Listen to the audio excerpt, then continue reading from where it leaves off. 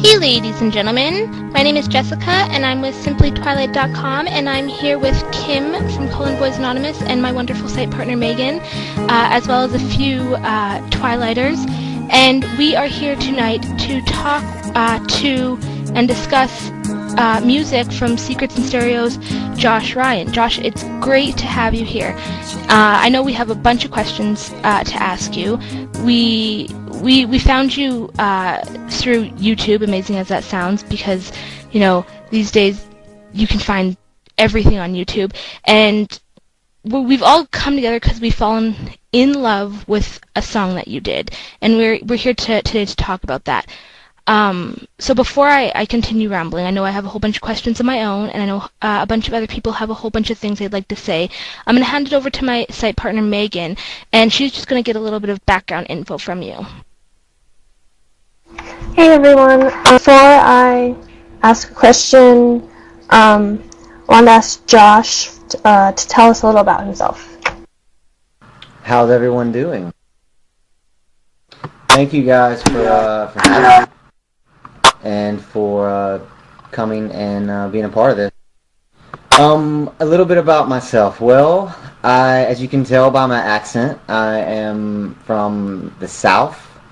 I grew up in Mississippi, right outside Jackson, and was born and raised there, and went to college there, and then during college I started to get the itch to follow kind of the music dream, and my brother actually was in Nashville. He's a drummer here. He played for the Backstreet Boys and Michelle Branch, a couple really cool artists.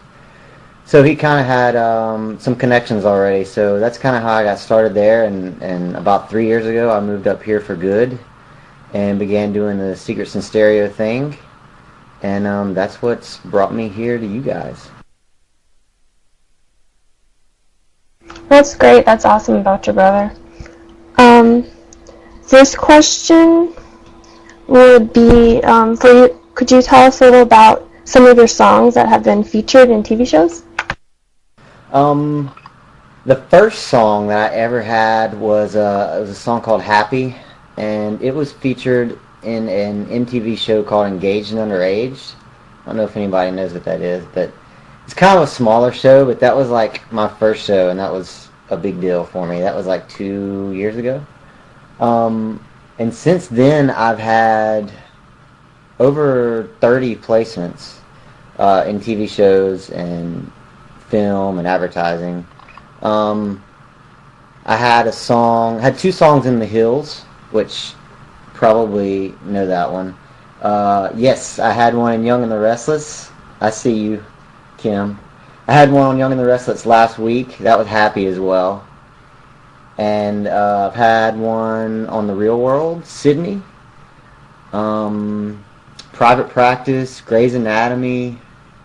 Yeah, I've been lucky to really get my music to find some homes in some pretty cool places over the last couple of years. That's great. That must be really exciting for you. Next question is, what is your single greatest accomplishment so far? Wow, that's a good question. I'm not really content with anything that I've done so far. The first placement was a pretty big deal. My goal was always to get one song on a TV show. That's always what I wanted to do. And when that happened, and we had a big party, and because there was two other co-writers, so we had like a party and had everybody over and watched it and everything, and that was a big deal. That was probably the highlight so far. Although I've had, I guess, what you would consider bigger features, but that was a pretty special moment. Although having a song in Twilight would beat that. Oh, for sure, for sure. And so speaking of that, you've given us a little bit of background. You've told us a little bit about yourself, where you grew up. Now, I just want to ask, where did Secrets and Stereo come from? Because, when I hear, this band, this these artists are named Secrets in Stereo. I'm intrigued. I like the name. What's the background behind that? Well, that is an unbelievable compliment because I went through so much trouble coming up with that name.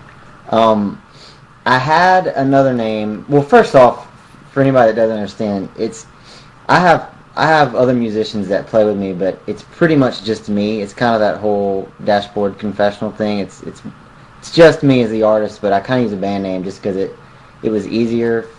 My music, I didn't feel like my music was a singer-songwriter thing. I thought it was more of a band feel, so I went with a band name. But I had a name, it was called The Pursuit, which sucks now that I hear that. But that's what I came up with.